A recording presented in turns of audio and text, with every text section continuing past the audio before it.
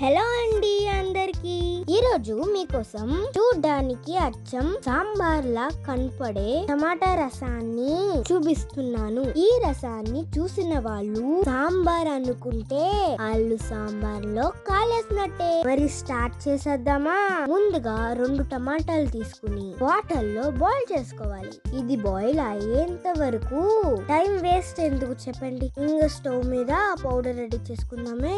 ఇప్పుడు ఒక గిన్నెలో తాలింపు పప్పులు, మెంతులు, జీలకర్ర, ధనియాలు, ఇంకా ఎండిపోయిన చిల్లి, 4 మిరియాలు ఇవన్నీ ఫ్రై చేసుకోండి. ఒక చిన్ని వెల్లుల్లిపాయ తీసుకోండి. ఓకే, మన టమాటాలు అయితే బాయిల్ అయిపోయింది, కట్టేద్దాం. ఇప్పుడు ఒక మిక్సీ జార్ లో వెల్లుల్లిపాయ, జీలకర్ర మిక్స్ చేసేసుకోండి. నెక్స్ట్ ఫ్రై చేసుకున్నవన్నీ మిక్సీలో వేసేసుకోండి. ఇంకా అందులోనే ఉడికిన టమాటాలు వేసేసుకుని మిక్సీ చేసుకోండి.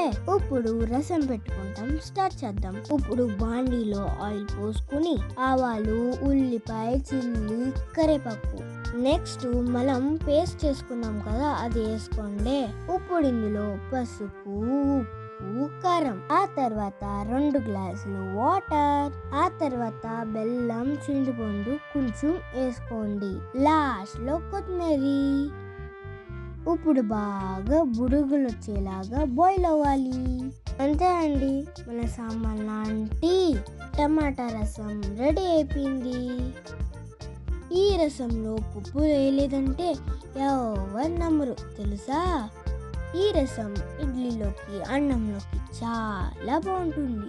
ఇంకెందుకు ఆలస్యం, చేసేసుకొని తినేయండి. ఓకే ఫ్రెండ్స్, వీడియో నచ్చితే లైక్ చేయండి. బాయ్.